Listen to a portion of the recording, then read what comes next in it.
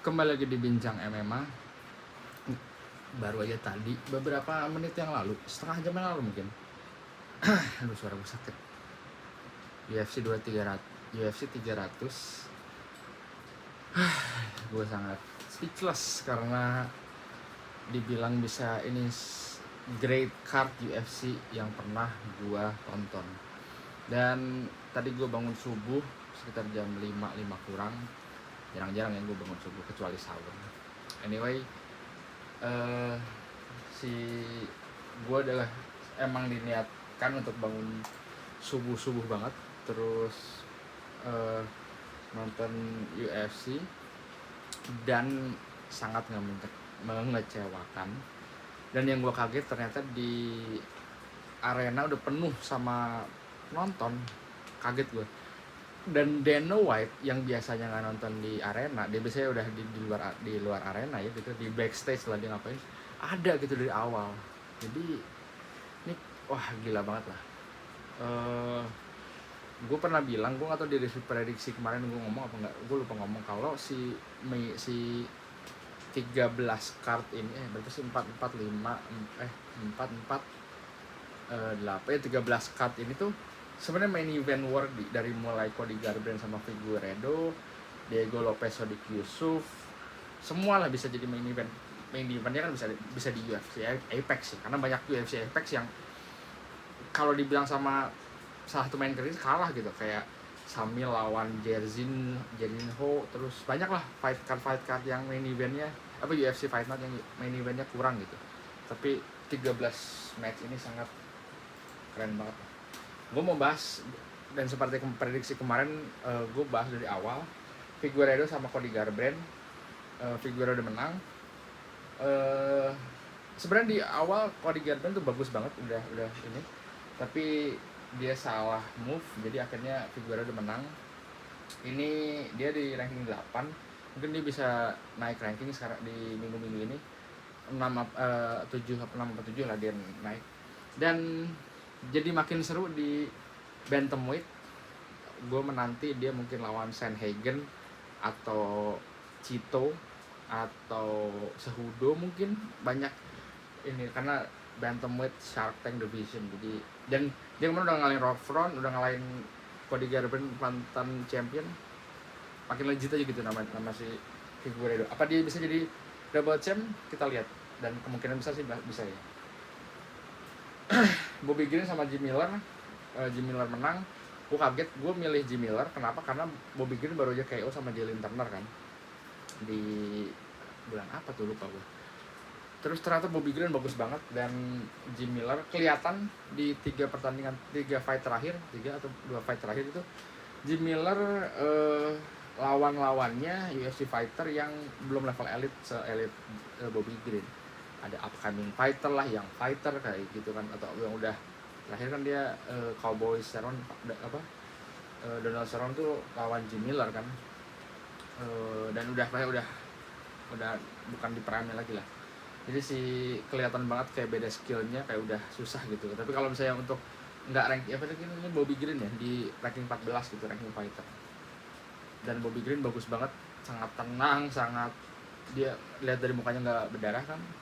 Sementara si Jim Miller matanya udah wah bengap gitu. Selamat buat Bobby Green. Nextnya nih seru, mungkin dia lawan Moicano, dia ngomongin lawan Paddy Pimblett ya, kita tunggu aja. Kayak bakalan fight yang seru gitu lah.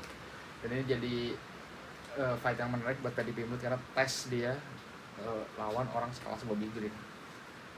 Terus Jessica Andrade sama Marina Rodriguez sih satu fight yang kaget gue, ternyata fightnya cukup oke, split decision. Apa ya udah gitu aja sih, gue nggak bisa ngomong apa dua ini karena tidak begitu. Mereka strawweight. Mungkin nextnya bakal ngelawan Jessica Andrade melawan Zhang Weili ke depannya. Jalen Turner sama Renato Moicano, sayang banget, kasihan si Jalen Turner. Dia udah pas first round knockout gitu, ini kejadian mirip Dan Hooker ya, pas waktu lawan Dan Hooker dia udah menang ronde pertama, ronde kedua setengah, dan kesananya menang Dan Hooker, kehabisan tenaga, kalah dia. Ini yang kemarin tempat gue bilang, dan gue prediksi Renato Moicano juga kan. Jalen Turner itu kardionya sih. Menurut gua kalau dia di welterweight aja mungkin dia jadi orang yang beda ya, tapi nggak tahu. Dia di lightweight tuh karena mungkin terlalu badan terlalu besar dan cutting weightnya terlalu banyak mungkin ya, tapi gua nggak tahu. Eh sayang tadi dia udah punya knockout power yang besar. Moicano udah jatuh, cuman dia nggak lanjutin. Kalau lanjutin dia mungkin bisa TKO, bisa menang. Tapi Moicano masih diperhitungkan namanya. Nextnya juga di ranking siapa aja ya? Lightweightnya seru banget sih. Ranking apa Oliveira juga, Brazil lawan Brazil, seru juga kan. 13 Moicano, Benoit Saint-Denis bisa, Fiziev juga bisa tapi lagi cedera sih Fiziev, atau Gamrot juga bisa. Chandler mau lawan McGregor, jadi ya mungkin itulah si Moicano. Tapi Moicano Chandler seru juga sih kayaknya. Kalau RDA udah susah sih. Terus ada Sodiq Yusuff sama Diego Lopez bagus banget, emang yang prospek. Dia mungkin minggu ini jadi ranking. Ada 2 orang, yaitu salah satunya itu Aljamain Sterling juga masuk featherweight.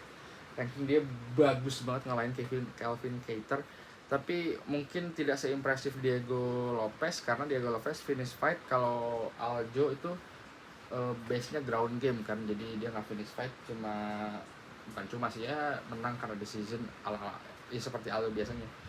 Orang-orang kayak Aljo orang-orang kayak Aljo gini biasanya memang nggak disukain fans sih, tapi pas gue lihat emang wrestling skillnya ngeri sih dia. Dan dia lawan Calvin Kattar levelnya tuh level boxing kan, jadi dia bisa gitu menangani si seorang Calvin Kattar. Dan menurut gue tadi ada Figueiredo di bantamweight, dan kayak ibaratnya pertukaran gitu sama Aljo keluar dari bantamweight masuk ke featherweight, dan featherweight sekarang punya 2 penantang, Diego Lopez yang masuk 15 rank sama Aljo gitu di 10 rank. Nextnya juga mungkin featherweight lawan Kattar, Emmett juga seru, Arnold Allen juga oke, Movsar oke. Ya Yair mungkin seru ya, Yair atau Ortega mungkin seru nih lawan Aljo. Gue sih feeling pengennya sih antara Ortega sih ya, Ortega itu. Tapi Yair juga oke sih. Udah kan dulu terakhir. Oh ini nih. Gue bahas Bonica dulu deh. Bonica lawan Cody Brodovich. Ini fight-nya kurang menarik menurut gue, karena banyak bukan kurang menarik karena banyak ground game. Tapi dia ditaruh di prelim, harusnya ditaruh di prelim, bukan di main card gitu. Tapi si Bonical emang bilang, dan di komentari booth juga gue denger bilang gitu, di middleweight itu ada Joe Pyfer yang kalah sama Jack Hermanson, terus Roman Kopylov juga kemarin kalah gitu. Jadi apakah dia bisa, dan dia baru di 6-0 gitu, baru 6 pertandingan di MMA seluruh karirnya dia. Tapi dia seorang Olympic wrestler, NCAA juga. Jadi dan dia bilang sangat menurut gue promo dia sangat bagus. Setelah pertandingan dia bilang match gue kurang bagus, terus gue mau lawan next, gue masih panjang karir gue. Dan dia nantangin Roman Kopylov, terus siapa ya kemarin yang di middleweight, gue lupa. Dia banyak lah beberapa orang gitu, Anthony Hernandez kalau nggak salah. Jadi ini menurut gue ini salah satu call out yang bagus, bukan yang lu, padahal Bonical namanya besar kan, namanya besar, bisa jadi manggil Khamzat Chimaev gitu, yang dari segi level, bukan segi fighter tapi segi level ranking nggak selevel gitu. Harusnya orang-orang kayak dia yang dia tahu diri, gue baru 2 pertandingan di UFC, ya udah gue lawannya yang selevel aja, yang baru 2 pertandingan juga, 5 pertandingan, atau orang yang udah senior yang dulunya ranking tapi udah keluar gitu, kayak gitu kayak misalnya kayak macam-macam di middleweight siapa ya, misalnya kayak macam-macam Jim Miller gitu. Jadi jangan terlalu manggil nama orang, tapi yang kayak misalnya dia manggil Israel Adesanya kan nggak selevel ya dari segi big starnya gitu. Jadi menurut gue dia cocok sih Bonical. Tapi emang yang prospek buat Bonical di middleweight. Gue mau bahas lagi soal Holly Holm sama Kayla Harrison. Gue milih Holly Holm karena beberapa kasus kayak Chandler, terus si Chandler oke sih, si MVP kemarin oke. Beberapa kasus bintang besar tuh bisa nggak ya masuk ke UFC, dan ternyata emang bisa banget gitu. Sheila Harrison bagus banget. Gue udah lama banget ngeliat slam yang kayak ala judoka gitu, ala Ronda Rousey. Pas gue liat anjing, gue kangen banget sama Ronda Rousey. Dulu kan gitu ya, terkenal UFC kan slam sama si apa, Ronda Rousey. Sheila Harrison menang, apalagi lawannya Holly Holm di ranking 5 mungkin.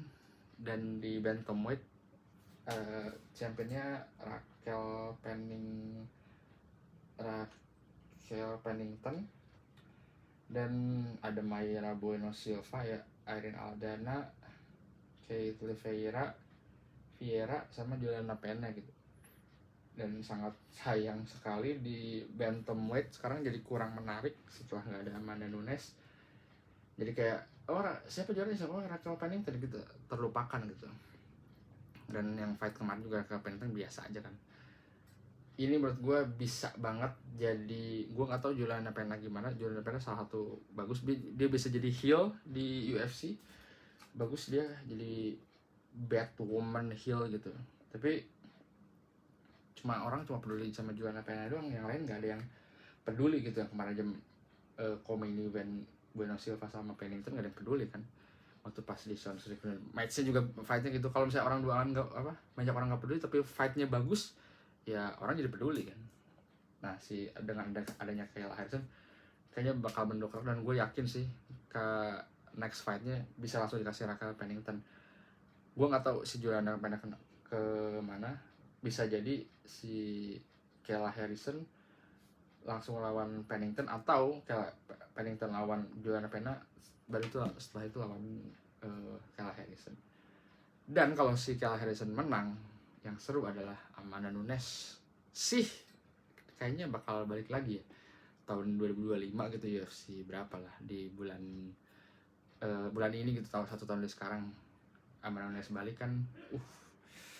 Karena nama-nama besar sekarang tuh cuma Nunes, Cyborg, Valentina Shevchenko, Kayla Harrison, udah sih, nggak ada yang namanya yang Zhang Weili mungkin terkenal, tapi terkenal di China.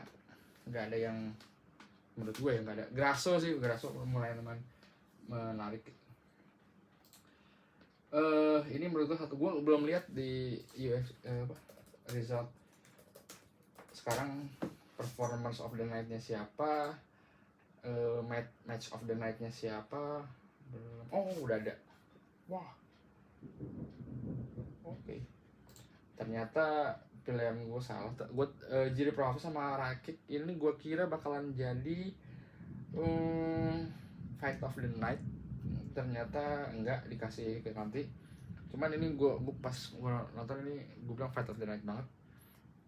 Wah, waktu pas ronde pertama seperti biasa Jiri Prohaska dengan style yang nggak biasa, tangan ke bawah, gerakannya, sementara Rakik yang ortodoks aja, tenang, nggak old school aja, ortodoks apa gitu-gitu. Tapi dia selalu masuk gitu, tendangannya, kicknya masuk, ininya masuk. Cuman kalau Jiri Prohaska nunggu momen dimana dia kayak punya nuclear power, masuk nah gitu, dan buktinya dia bisa menang di ronde kedua. Hanya yang lebih bagus daripada Jiri Prohaska banyak di UFC Fighter, salah satunya contohnya itu kayak Marlon Chito Vera. Mereka itu nunggu momen, big moment, jadi sekali cetak itu kena gitu, ya kayak nuclear power lah kalau kayak kata-kata Francis Ngannou. Cuman bedanya sama Chito tuh nggak berani take a chance gitu, jadi dia di luar aja, mainin di luar gitu, kali itu defense masuk lagi. Kalau si Jiri Prohaska tuh berani gitu, dia masuk kena, jadi sampai di catch guard juga dia masih oke. Dan ya terbukti dia bisa fightnya Jiri oke sih, lawan Glover, lawan Pereira, lawan Siraki gitu, nggak membosankan lah kalau Jiri Prohaska. Dominic Reyes juga tuh pernah. Gue bahas apa dulu nih? Di main cardnya ada Charles Oliveira lawan Arman Saruman. Kemarin gue bilang 3 orang nomor 1, 2, 3 ini susah digeser. Charles Oliveira, Justin Gaethje sama Dustin Poirier udah bisa membuktikan kalau dia bisa ngalahin dari Ben Wasang Denis kemarin. Dan gue kira Oliveira sama Justin Gaethje ini bakalan tetap ada di ranking 3. Ternyata enggak. Oliveira pas lawan Arman di menit pertama, dan Oliveira bagus banget sih menurutku di ground gamenya. Mungkin, dan ini nggak banyak stand up ya tadi fightnya, banyak kan takedown itu, cuman wah kalau itu bagus banget tadi pas lagi di ini, langsung pas lagi guillotine di ronde pertama, si kaki itu langsung klop gitu. Wah itu bagus banget si Oliveira. Cuman Arman tuh wah motherfucker juga, dia bagus juga dia, udah gitu udah kuat, dibuka dia bisa switch jadi apa on top sama si Oliveira. Wah itu keren banget. Ini split, tapi gue setuju sama split ini. Dan di UFC 300 kayaknya nggak ada sih yang aneh-aneh ya, tapi gue setuju sama si apa namanya tuh, si keputusan ini split yang menang Arman Sarukhman. Dengan ini kayaknya keputusan untuk Oliveira tentang Islam udah susah ya. Mungkin Oliveira harus menang dulu satu fight lawan siapa, gue nggak tahu di light weight ada siapa ya. Oliveira belum pernah. Gamrot mungkin, Chandler udah pernah, Fiziev mungkin, tapi terlalu jauh ya. Nah tapi mungkin di nextnya di minggu depan kayaknya nomor 1-nya jadi Poirier, nomor 2-nya Arman, 3 baru Oliveira, sama 4-nya Gaethje kemungkinan. Gue nggak tahu Max Holloway bakal masuk apa enggak. Nextnya sih itu ya sih menurut gue si apa namanya, Arman. Jadi mungkin ya si bukan Abu Dhabi, UFC Riyadh, bukan UFC Riyadh, UFC di ya tuh udah ada ya main eventnya. Mungkin katanya sih di Julian atau di Agustusan tuh Islam Makhachev bakal lawan Dustin Poirier mungkin ya. Dan setelah itu baru Arman. Menurut soalnya di lightweight serunya gitu tuh, Shark Tank Division. Zhang Weili sama Yan ini juga fight yang bisa dibilang campur ya. Ada beberapa ronde yang seru, ada beberapa ronde yang grappling biasa. Di ronde pertama gue kira bakal Zhang Weili yang menang, ternyata maksudnya bakal di stop, ternyata enggak. Sampai si Yan tuh sampai kelayangan gitu. Terus katanya sih gue dengar dari komentar rebut dia pakai salt gitu tuh, tau sih yang garam dibuka terus baunya nggak enak banget. Gue belum pernah sih, cuman gue sering lihat di YouTube.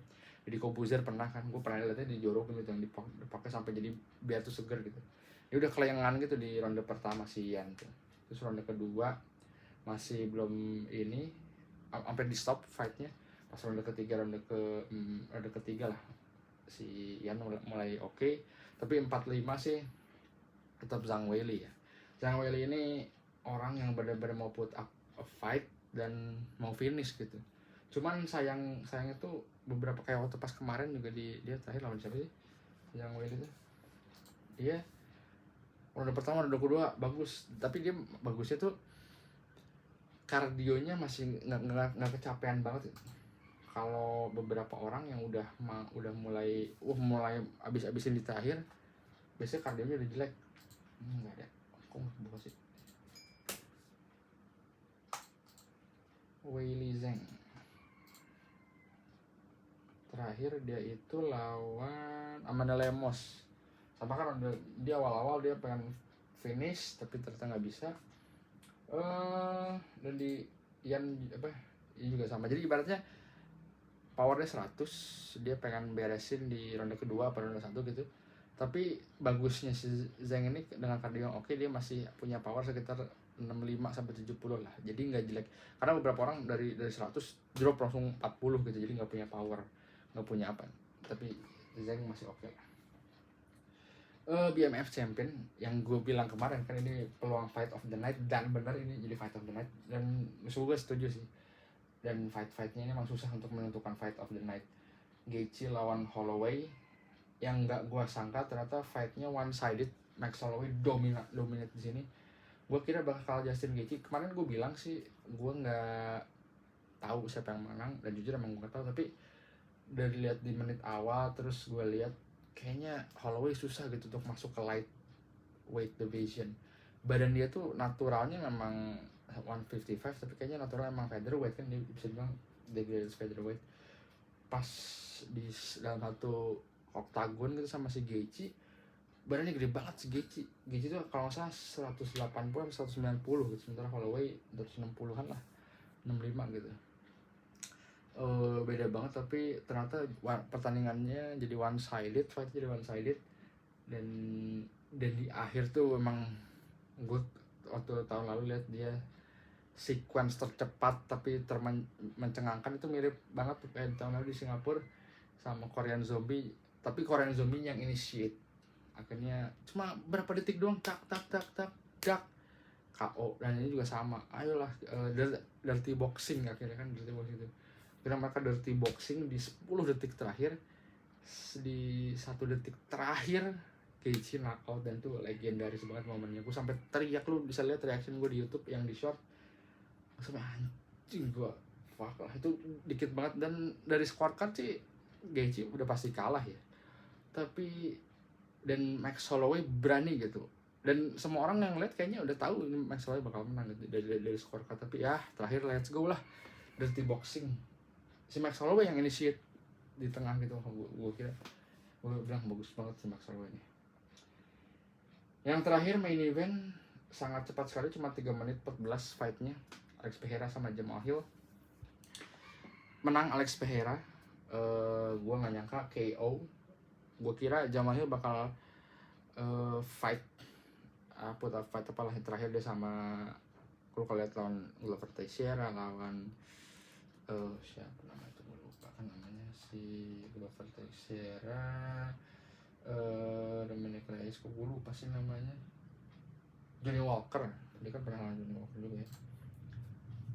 Jadi dia, si Jamal Hill ini oke lah kata gue, tapi ternyata cepet banget fightnya, dan emang levelnya si Alex Pereira sih ngeri. Gue ada yang komen di YouTube gue kan, gue sih lebih milih Pereira kan dia prediksinya, tapi gue bilang kalau si Pereira menang sih gue gak kaget. Terus ada yang nanya kenapa, karena yang gue bilang dia levelnya ngeri banget, sama dia punya apa leg kicknya kan, tapi dia nggak begitu throw leg kick tadi. Tapi benar kan levelnya ini si Jamal Hill matanya sempet kaget gitu, kayak udah nggak sadar. Pas selesai pertandingan juga dia nanya ke Rebdin kan, kenapa lu stop gitu, dijelasin sama Rebdin, itu tanda-tanda knockout emang kayak gitu sih. Jadi emang ngeri banget gitu. Oh lawan ini Dominic bukan Dominic Santos, Diego Santos. Ini gue bisa bilang kemarin banyak yang bilang, wah Thomas Final lawan Pereira dong, interim heavyweight gitu. Gue yang kayak, aduh ngapain sih Pereira di kayak udah light heavyweight aja dulu, jangan mau move up gitu. Tapi pas ngeliat sekarang Pereira udah 3-0 di light heavyweight dengan ngalahin Jan Blachowicz, Jiri Prochazka, Jamal Hill, tiga-tiganya mantan world champion. Dia udah ngalahin 5 world champion. Sean Strickland meskipun waktu itu belum champion ya, Easy, Jan Blachowicz, siapa tadi tuh, Jiri Prochazka sama Jamal Hill. Dia udah ngalahin itu, dan menurut gue legit sih ya dia kalau bisa mau move up ke heavyweight untuk lawan interim dan champion.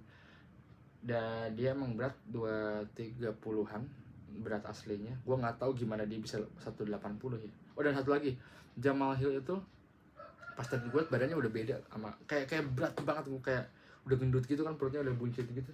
Dia emang buncit sih pas lawan Glover, cuman nggak keliat, masih gesit gitu. Pas kemarin berat banget sih jam ini, nggak nge-gym atau apa gitu, kayak light heavyweight untuk postur badan kayak Jamal Hill aneh gitu, punya perut buncit. Lihat Pereira kan jadi gitu badannya kan, karena kalau misalnya untuk postur badan kayak Daniel Cormier gitu di light heavyweight masih oke lah, buncit cuman kayak di si Jamal Hill postur badannya oke nih, kalau badannya oke dia bisa lebih gesit gitu, aneh jadinya gue nggak tahu nextnya. Pereira sih pengennya di ini, tapi ada satu nama yang digadang-gadang bakal jadi next future light heavyweight champion, itu Magomed Ankalaev. Kayaknya dia next, karena Jamal Hill jadi Prochazka, Magomed Ankalaev nomor ini. Gue sih pengen itu ya. Dan kalau mungkin lawan Yiri mungkin bisa di akhir tahun, tapi gue nggak tahu si Yiri gimana. Dan gue nggak tahu apakah nanti ada satu fight untuk menentukan number one contender apa enggak, karena Angka Live tuh katanya diminta, gosipnya sih gue apa Angka Live ngomong langsung gitu buat headline UFC 300, tapi dia nolak karena Ramadan.